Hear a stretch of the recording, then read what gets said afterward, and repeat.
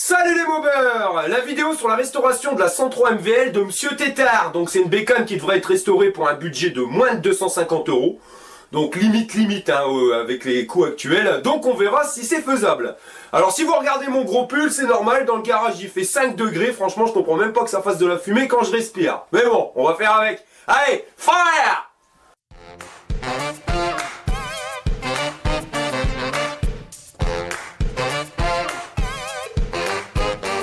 Au niveau de la cagnotte, on arrive à 3745 euros. Alors merci beaucoup les gars pour votre soutien, franchement c'est super.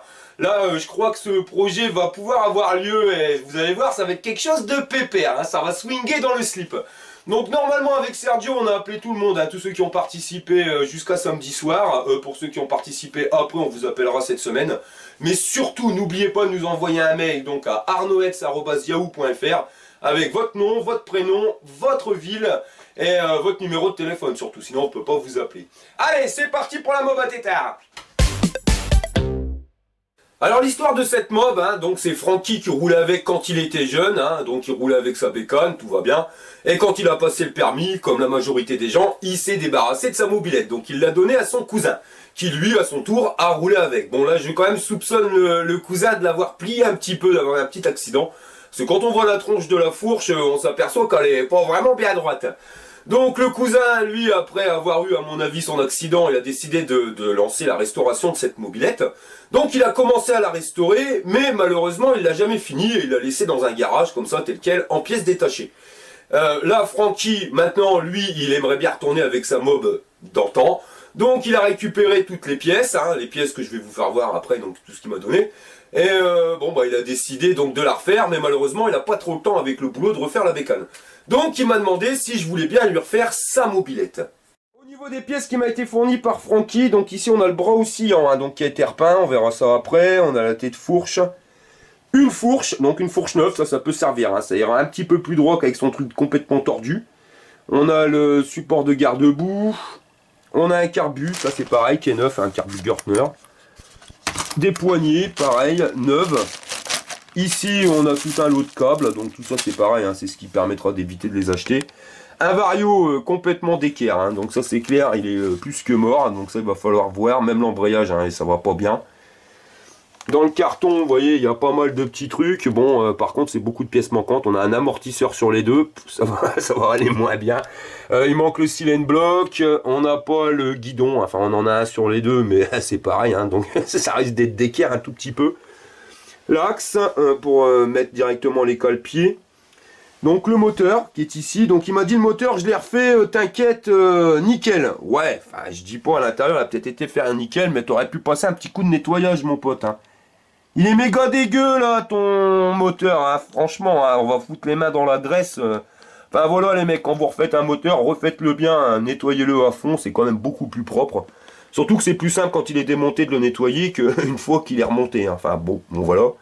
Il m'a donné aussi le plateau, donc le plateau on va regarder s'il est bien. En tout cas il est méga crade, hein. C'est pareil, t'aurais pu le nettoyer ton plateau mon pote. Hein. Sérieusement, hein, je vais mettre les mains dans la merde. Ici on a les garde-boue, alors j'ai pas compris Francky. T'es tombé sur ta tête ou quoi? Donc il a racheté un garde-boue, mais pourquoi t'as repris un garde-boue avant? Donc voilà, donc il y avait un garde-boue avant qui était existant, donc certes il était un peu abîmé, mais on aurait pu le refaire directement avec le HP34, on arrive à voir les trucs bien neufs. Par contre, pourquoi t'as racheté un deuxième garde-boue avant et qu'il n'y a pas de garde-boue arrière? Enfin voilà, Francky va peut-être faire un prototype de mob, hein, une mobilette directement avec deux roues avant. Ouais, bon, on verra bien. Hein. Ouais, Francky m'a ramené aussi le compteur, les mecs. Regardez, hein, c'est un nouveau système de compteur. C'est un compteur sans aiguille. Bon, pour voir la vitesse, ça va moins bien. Sérieux. Bon, ça, t'aurais pu le garder. Hein. Je vois pas quoi ça sert. En plus, il n'y a même pas le cache. Enfin, il est secoué ton compteur, Francky. Hein. Je vais pas te mentir. Et il m'a filé aussi, donc, les carters latéraux directement chromés. Enfin, chromés, c'est ce qui est marqué sur la boîte, hein, ou même sur Internet. Sérieusement, hein, ça pour moi perso, hein, c'est mon avis personnel, c'est de la merde intergalactique. Hein, c'est déjà du machin en plastoc, ça vaut 35 balles. Si ça c'est chromé, moi je suis le pape. Bah non, hein, ça c'est un plastique avec une peinture qui brille, ouais, peinture qui brille, mais garantie ça tient pas dans le temps. Hein, ça, moins d'un an, hein, même 6 mois. Hein, je veux dire, vous frottez votre jean dessus quand vous allez rouler. et le soi-disant chrome, bah, il va se rayer, ça va dégager, et après ça fait apparaître directement le plastique derrière qui est un truc blanchâtre. Enfin voilà, le pire c'est que cette merde intergalactique, on nous la vend 35 balles. Bon, bah, on va faire avec, hein, toi, donc tu veux ça, on va te mettre ça, hein, Francky. On va donc essayer de refaire tout ça, donc de remonter sa bécane et d'en faire quelque chose de correct pour un budget de 250 euros. Alors attention, hein, quand je vous dis 250 euros, c'est vraiment le coût des pièces et des produits qui vont me servir à faire quelque chose de correct, en sachant que dans l'histoire, je prends 0 euros de main d'œuvre, que je fais ça gracieusement. Alors attention, hein, je tiens à le dire, hein, je suis pas le Père Noël et je vais pas refaire toutes les mobylettes de France. Donc pourquoi je fais ça, hein, tout simplement, comme j'ai déjà expliqué dans une vidéo. Des bécanes, moi j'en ai, j'ai mes bécanes pour tous les jours, ça me convient très bien, j'ai ma K2000, franchement c'est la mobylette que j'ai rêvé depuis que j'étais petit.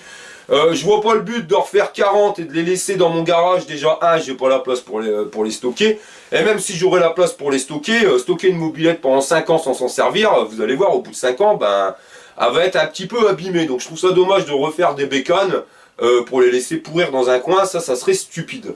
Donc l'avantage avec ce système là, c'est que si vous avez une mobylette à refaire et que vous n'avez pas trop le temps à la refaire, vous me la ramenez, moi je vais vous la refaire, en échange je fais des vidéos, comme ça nous permet de toujours pouvoir partager sur la passion qui nous entoure. Mais bon, vous voyez l'idée du budget à 250 euros, je trouve ça quand même un peu limite, hein, parce qu'on va voir tout de suite pourquoi. Refaire une mobilette dans un budget de 250 balles, c'est faisable, mais après ça dépend la base que vous avez, c'est-à-dire que si vous allez récupérer la mobilette de Pépé Ursule, qui servait de sa mobilette tous les jours pour aller au pain et qui malheureusement maintenant est décédé, vous allez récupérer cette bécane, c'est clair et net que pour 250 balles vous aurez trop d'argent pour pouvoir restaurer cette mobilette. Par contre, si vous récupérez la mobilette de Johnny B. Good, le mec qui faisait tenir sa mobilette avec du fil de fer, qui a tout tronçonné directement à la meuleuse, là je vous garantis que les 250 balles vous allez les exploser. Donc voilà, donc vous voyez, faire ce type de vidéo en vous disant voilà on peut réussir à faire une mobilette avec un budget restreint, bah non, parce que ça dépend de la base, vous voyez, si vous avez une bonne base, on va y arriver, si vous avez une mauvaise base, on va pas y arriver. Dans le cas de la mobilette à Francky, vous voyez, on va être vite limité. Pourquoi? Parce qu'on a pu voir avec le matériel qu'il m'a donné, donc j'ai oublié, hein, il m'a donné aussi les deux jantes, mais dans le matos qu'il m'a donné, il manque quand même pas mal de matériel, et ça, bah, il va falloir l'acheter. Donc même si on l'achète d'occasion, vous voyez, ça va représenter un coût, et les 250 euros, ils vont être vite explosés. Moi, si j'ai accepté ce type de vidéo, c'est tout simplement parce qu'à la base, il avait un budget de 400 euros, donc ça c'est avant qu'il arrive chez moi, et quand il me ramène la mobilette, le budget est passé à 250 euros. Donc vous voyez, là c'est un petit peu plus restreint, je l'aurais su directement, je vous le dis cash les mecs, je l'aurais pas fait. Moi ma K2000 elle m'a coûté 1400 euros, la SPX Tennis 6 ça m'est revenu à 1000 balles, vous voyez. Donc là c'est clair, hein, j'ai tout changé, j'étais pas forcément obligé de tout changer, donc on peut diminuer les coûts. Donc à 400, 500 balles, je pense qu'on peut arriver à s'en sortir en faisant quelque chose de propre. Malheureusement, pour 250 balles, ça risque d'être compliqué de rendre quelque chose de propre. Prenez l'exemple des roues. Donc il m'a donné les jantes, les voilà. Donc jantes avec pneus, donc déjà bah, c'est dégonflé, donc je soupçonne la chambre à air d'être un peu poreuse, donc il va falloir changer la chambre à air. Mais deux pneus, deux chambres à air, on arrive tout de suite vite à 70 balles. Bah non, voilà, on va exploser le budget si jamais on lui change les pneus, donc malheureusement, il va falloir que je laisse les pneus. Et ça me dérange, hein, parce que je vais vous faire voir, donc les pneus, ils sont quand même un peu abîmés. Ici, comme vous pouvez le voir, donc il est fissuré, hein, donc il n'est pas forcément fissuré sur tout le long, mais il est quand même fissuré nettement sur une longue partie. La jante en elle-même, elle est propre, enfin elle est propre, hein, Francky, t'aurais pu nettoyer hein, quand même. Bon, il y a un peu de résidu de peinture, donc tout ça on va réussir à le revoir, ça c'est pas grave, hein. Je veux dire la peinture sur la jante en elle-même elle est propre, mais c'est quand même dommage de remettre des pneus comme ça, même si c'est des bons, hein, c'est des pneus Chinson, mais des pneus qui sont fissurés, c'est pas le top. Alors ça c'est pour la roue arrière. Pour la roue avant, bah voyez la jante, elle est propre, un petit coup de nettoyage, et puis ça repartira comme en 40. Le pneu, bonne nouvelle, il est pas fissuré, mais j'ai pire, j'ai un cratère, vous voyez, donc il est carrément... il y a une pièce, il a dû tourner directement avec une pièce qui frottait, donc ça a niqué le pneu. Ça c'est à mon avis, hein, sur la roue avant. C'est bah, quand il a tordu la fourche, il a dû revenir chez lui comme ça avec une fourche tordue, la fourche qui touchait le pneu, et ça nous a fait une belle crevasse. On va faire au maximum pour te la refaire, hein, Francky, ta mobilette, mais franchement, hein, sachez-le, ça sera pas la plus belle des mobilettes que j'aurais refait. Parce que là c'est un peu comme faire un marathon avec des sabots en bois, hein. On a quand même des sacrées limites. Et ça me dérange, hein. J'ai pas la prétention de dire que je suis le meilleur ouvrier de France, loin de là, hein, parce que je connais pas tout et j'en apprends tous les jours et je serais mort que j'en saurais toujours pas tout. Mais j'aime bien faire les choses et les faire à fond et faire une mobilette et la rendre comme ça. Ouais, non, bof, bon, hein, tant pis. Donc si vous avez une mobilette à refaire, comptez quand même minimum 400 à 500 balles de budget, vous me contactez directement ici à l'adresse mail et bon, on voit ce qu'on peut faire en sachant que je referai des mobilettes qui ne sont pas sur ma chaîne. Hein. Donc la MVL, on va la faire, les SPX, tout ça, ça a déjà été refait. Donc si vous avez d'autres mobilettes, pas de souci, on va pouvoir le faire. Donc certains me diront, ouais, mais pourquoi toi tu as plein de mobilettes, pourquoi tu les refais pas et que tu les revends pas? Bah parce que je suis pas vendeur de mobilettes, vous voyez, donc au bout d'un moment, bah je vais avoir les impôts qui vont tomber sur le callback, et même si je prends 0 €, bah eux ils s'en foutent, et ils vont m'emmerder, donc voilà, donc on va rester quand même dans les limites, donc ramenez-moi votre bécane à restaurer, et on verra ce qu'on peut faire. Mais par contre au niveau du budget, on va grimper un petit peu, hein, on va éviter de mettre du fil de fer pour faire tenir tout ça, hein, ça sera plus simple. On est parti pour la restauration de sa bécane. Allez, c'est parti. Donc au niveau du réservoir, il est sain, pas de rouille, ça c'est clair, donc ça c'est l'avantage. Son réservoir, comme il a été déjà en phase, on va dire, de restauration, il a été stocké comme ça pendant des années, mais sec. Donc ça c'est vraiment l'avantage, c'est que ça permet d'éviter à la rouille de pouvoir apparaître à l'intérieur. Le seul truc, c'est qu'il y a quand même une couche de merde ici au fond. Donc quand je dis de la merde, ça fait comme une espèce de mélasse, on dirait, à mon avis c'est des résidus d'huile qui ont dû rester. Donc ça c'est pas grave, hein. Les résidus d'huile, c'est pas ça qui va faire rouiller le cadre hein, directement, parce que bon bah l'huile c'est comme la graisse, ça protège un peu. Mais bon, on va pas le laisser tel quel, pourquoi? Parce que dès qu'il va remettre de l'essence dedans, ce résidu là il va se mélanger et tout va partir directement dans le carbu et directement dans le moteur, donc ça serait con de tout flinguer. Donc on va nettoyer l'intérieur du réservoir. Pour nettoyer l'intérieur du réservoir, comme il n'est pas rouillé, donc on va essayer d'éviter d'avoir un produit trop corrosif, vous voyez, pour éviter de niquer la résine, et après on devrait faire un kit Restom. Et bon bah voilà, ça a quand même commencé à un coup, donc on va vraiment limiter. Et pour nettoyer, moi il y en a certains qui m'ont dit sur internet, le nettoyage tu le fais avec de l'eau chaude et du Saint-Marc. Vous voyez, hop, comme ça. Donc le Saint-Marc c'est de la lessive, hein, ça se trouve partout, ça coûte 3 balles. Donc j'ai regardé les dosages, il faut mettre dans 2 litres d'eau directement, un verre à moutarde de Saint-Marc, et on va mettre ça dans notre réservoir. Voilà la potion magique, hein, vous voyez, donc l'eau là elle est vraiment bien chaude. Au niveau du réservoir, j'ai mis directement un robinet d'essence, mais j'en ai mis un vieux, hein. Ça c'est un robinet d'essence qui me sert uniquement pour pouvoir faire les nettoyages. Et je vais venir mettre donc notre potion magique, donc un verre à moutarde de Saint-Marc avec 2 litres d'eau bouillante dans le réservoir. Alors surtout, hein, ne mettez pas de Saint-Marc en contact avec l'aluminium, parce qu'avec l'aluminium, vous voyez, l'aluminium il réagit, et ça craint du boudin, en fin de compte, ça fait pire que mieux. Allez, on remplit le bordel, ça en fout de partout. Un bouchon à 2 balles, vous voyez, avec un morceau de chiffon, on appuie bien pour pas que ça ressorte, et c'est parti pour un bon secouage. Et on secoue pendant une paire de minutes, hein, histoire de décoller toute la graisse qui est à l'intérieur. Bon, maintenant que c'est bien secoué, on va dire qu'on a laissé au moins secouer pendant une petite demi-heure, avec des petites pauses entre deux, hein, histoire de boire un petit café. Hop, et on va vider tout ça. Donc on peut voir que la couleur a changé légèrement, hein, donc c'était pas super méga dégueulasse, mais bon quand même, hein, y a des trucs quand même qui flottent. C'était cradingue, donc maintenant on va dire que c'est propre. Bon, le réservoir, là je vais le rincer directement, je vais pas faire ça dehors parce qu'il gèle et puis ça va nous faire une patinoire, je vais foutre ça direct dans la baignoire, ça sera plus simple. Mais on va faire un bon rinçage histoire d'enlever toutes les traces de Saint-Marc qui auraient pu y rester. Le réservoir a été rincé directement, donc à l'eau claire, hein, j'en ai profité pour aussi nettoyer le cadre complètement, ça sera toujours plus propre.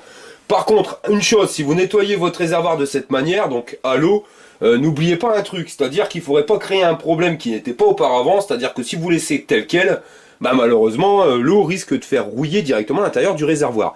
Donc, comment on fait pour évaporer l'eau qui est à l'intérieur? Bah c'est tout con.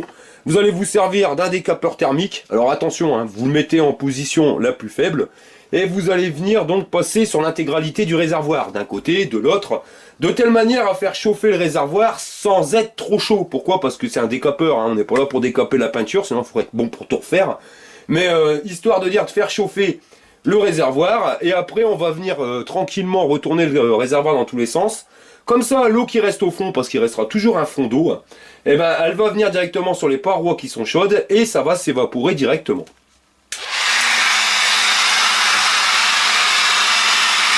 Si vous faites cette technique, le mieux pour éviter de faire cramer la peinture, bah, le top du top, c'est que vous passez le décapeur thermique et en même temps vous posez votre main directement sur le réservoir, histoire de contrôler la température, que ça soit pas trop chaud. Dernière petite astuce pour pas cramer donc la peinture, hein. Sur votre décapeur thermique, ne restez jamais à un endroit fixe. Si vous restez comme ça, même 2 secondes, vous voyez, vous risquez de créer une auréole, enfin un truc qui va bousiller votre peinture. Il est vraiment important de faire un balayage, hein, de jamais s'arrêter à un endroit, toujours balayer, balayer, balayer et vérifier avec sa main. Je viens de faire l'opération 3 fois, donc bien chauffer, venir retourner dans tous les sens, laisser reposer, venir refaire rechauffer dans tous les sens, enfin voilà 3 fois de suite. Maintenant, on a l'impression qu'il n'y a plus d'eau, mais on ne sait jamais, il peut toujours avoir à l'intérieur des petites gouttes de flotte. Donc si vous voulez être tranquille, vous prenez de l'acétone et vous allez mettre de l'acétone dedans. Donc pas besoin d'en mettre 3 litres, attention, je vous le dis direct. Vous allez mettre un fond, à l'histoire d'un fond de verre de moutarde, hein, même pas la moitié. Vous le mettez à l'intérieur de votre réservoir et pareil, vous allez retourner votre réservoir dans tous les sens, histoire de dire d'imprégner sur toute la surface intérieure du réservoir de l'acétone. Par contre, ne faites pas ça quand c'est chaud bouillant, hein, parce que ça risque de faire bizarre.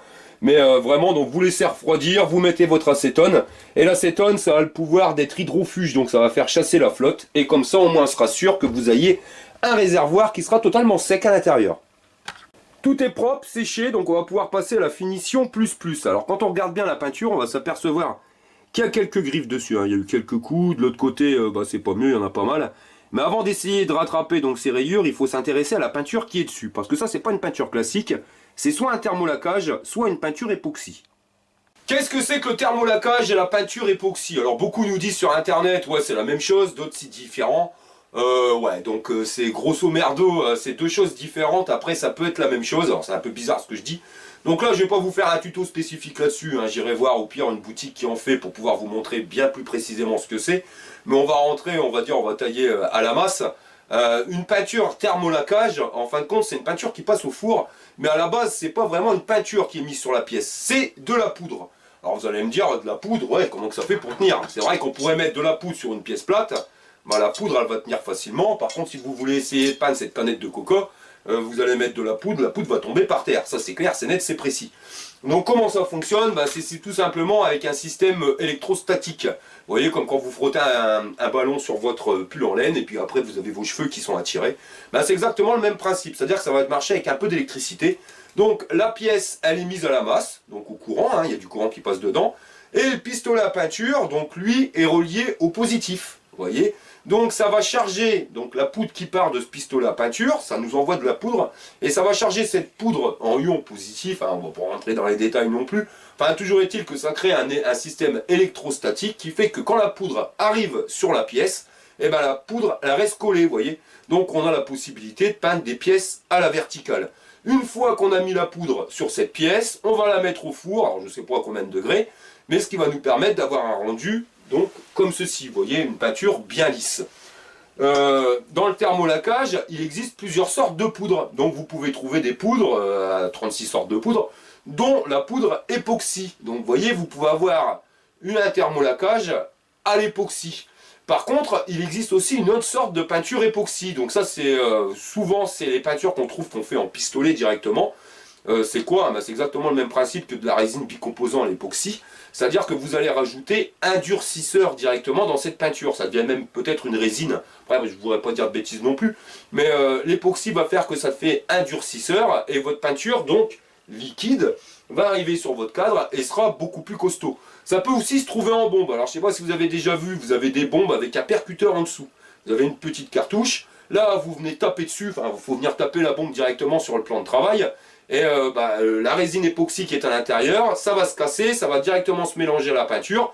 Vous mélangez bien le tout et après vous pouvez appliquer. Bon, ça c'est bien, c'est une super peinture parce que c'est super costaud, ça va résister aux hydrocarbures, ça va résister nettement mieux au choc. Parce que vous prenez les jantes, de toute façon 99,9% des jantes, elles sont peintes à la peinture époxy ou au thermolacage. Pourquoi? Parce que c'est beaucoup plus résistant, vous pouvez mettre un coup de démonte pneu, ça évite que la peinture s'écaille. Vous allez faire le même avec de la peinture à la bombe, si vous avez bien poncé, vous mettez de la peinture à la bombe, mettez un coup directement de démonte pneu, et vous allez voir que votre peinture, elle va directement s'émietter.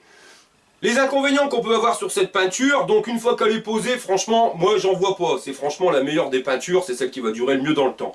Par contre, c'est au niveau de l'application. Alors quand vous appliquez la peinture, faut le savoir, ça pue sa mère, mais alors puissance Tatone 12-12, là ça vous retourne les narines, hein. Vous êtes obligé de mettre un masque, ainsi de suite, hein, parce que sinon vous allez crever direct. Et l'inconvénient aussi, c'est le temps d'application. À partir du moment où vous avez mélangé le durcisseur avec votre peinture, soit avec votre bombe, soit directement dans le pistolet à peinture, maximum une demi-heure, et après la peinture elle est morte, elle a durci. Donc c'est vraiment les deux seuls inconvénients qu'on puisse trouver, c'est pour l'application, mais une fois que c'est fait, cette peinture elle est quand même nettement mieux. A savoir que pour l'application, c'est quand même plus compliqué à appliquer, même si vous faites en bombe, c'est quand même nettement plus compliqué, enfin pas plus compliqué, mais c'est un petit peu plus délicat que de la peinture classique qu'on peut trouver dans le commerce. Si je vous parle de ça, c'est tout simplement pour enlever les rayures, hein, parce que petite piqûre de rappel, j'avais fait un tuto, mais pour enlever des rayures, vous avez une rayure, donc vous avez enlevé de la matière en faisant la rayure. Si vous voulez la faire disparaître, vous pouvez utiliser n'importe quel produit miracle. Le produit miracle ne va pas rajouter de la matière dans le trou. Non, c'est tout simplement qu'on va venir retirer de la matière des deux côtés de la griffe pour pouvoir mettre le plan directement bien plat. Et là, vous faites disparaître la rayure. En fin de compte, c'est pas que vous faites disparaître la rayure, c'est que vous faites disparaître un petit peu de peinture de chaque côté. Et comme tout est au même niveau, il n'y a plus de rayures.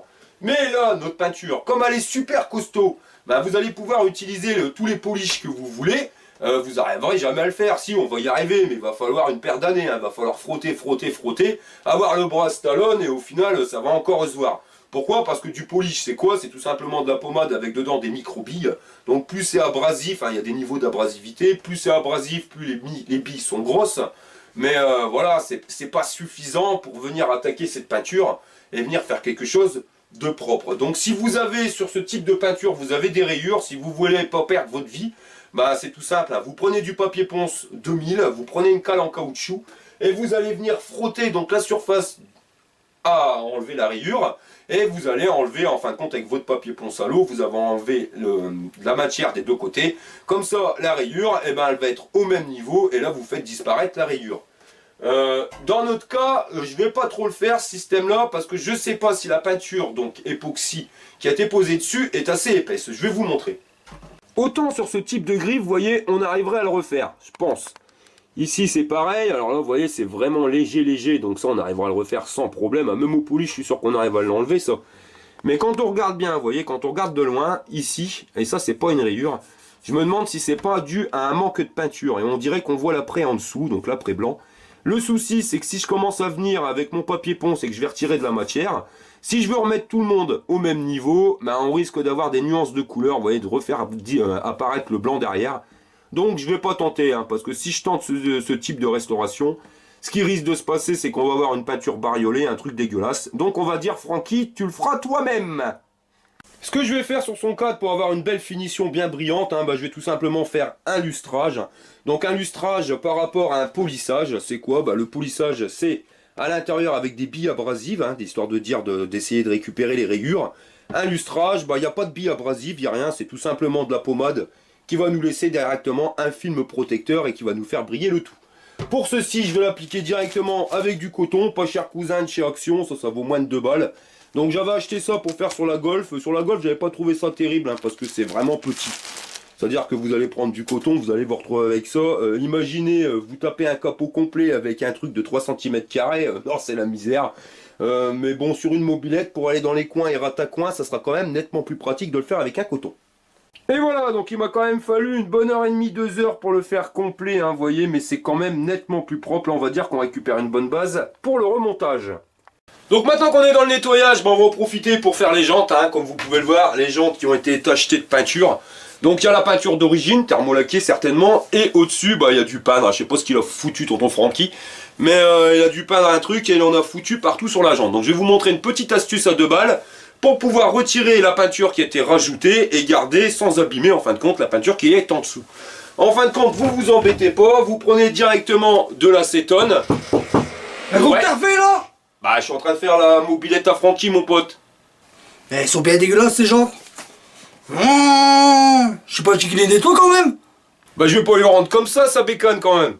T'es bien con, je te le dis, Tu veux que je la remonte le mobilette, je veux pas me faire tuer, Non, Sergio, ça va, les laisse, je vais lui remonter sa mobilette.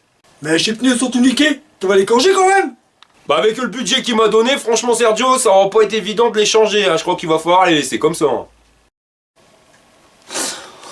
J'ai une idée. T'arrives chez le pneu et je serai un mobilette à la SNCF. Faut aller sur les rails. Ah, pas con Sergio. Et si on met un moteur qui peps, comme ça on aura un MGV, la mobilette à grande vitesse. Même je roulerai même pas que des pneus comme chaud. Bon Marc, j'ai des problèmes hein. Alors on va boire un café. J'ai coup de chaud. Je dégraisse. Remarque, quand t'as la montée, t'as pas de graisse, hein. Tu la remets comme chaud. Hein. T'es tout de ma gueule, Francky. Mille mobilettes et je vais la remonter, mais vite fait, hein. Vite fait. Bon allez Sergio, la bu c'est 10 cafés, on va pouvoir vous faire la démonstration en couleur. Allez, c'est parti Maryse. Donc vous voyez, hein, donc ça c'est la peinture en bombe. Hein. Donc cette technique n'est valable que si vous avez de la peinture en bombe sans durcisseur, hein, donc ce que vous pouvez trouver dans le commerce, sur de la peinture de carrosserie on va dire. Donc la peinture avec durcisseur. Donc on met l'acétone sur le chiffon, vous voyez, et en frottant, bah, on s'aperçoit qu'on arrive à retirer sans problème la peinture du dessus, sans abîmer la peinture du dessous. Bon par contre il faut frotter, hein, vous voyez, c'est pas, ça se fait pas non plus en 5 minutes, mais voilà, comme vous pouvez le voir, toute la peinture est dégagée.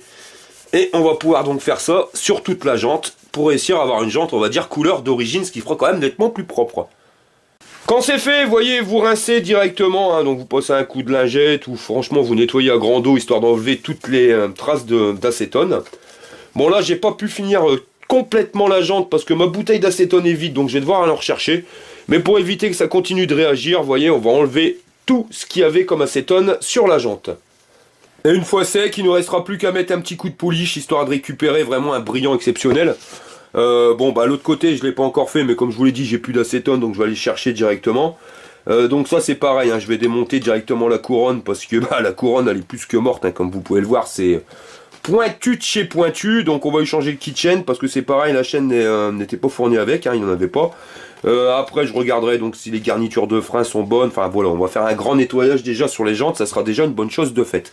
Mais bon, sachez-le, hein, pour faire ce côté là, il m'a fallu plus d'1 heure. Voilà les mobbers, donc on va arrêter pour aujourd'hui. Moi je vais aller chercher directement le litron d'acétone pour finir ces jantes.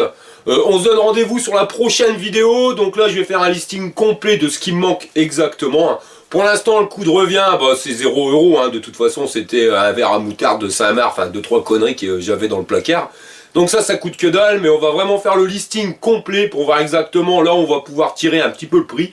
Pour pouvoir faire des économies hein, sur une resto à 250 balles, parce que le but il va quand même vraiment être de changer ses pneus. Pourquoi? Parce que beaucoup privilégient dans la restauration le moteur. Non, moi je préfère quand même déjà avoir des bons pneus. Au moins on a une bonne tenue de route, ça serait con d'avoir une belle mobilette et de se casser la saucisse au premier virage venu. Voilà les mobbers, allez je vous dis à la prochaine pour une prochaine vidéo. Fire!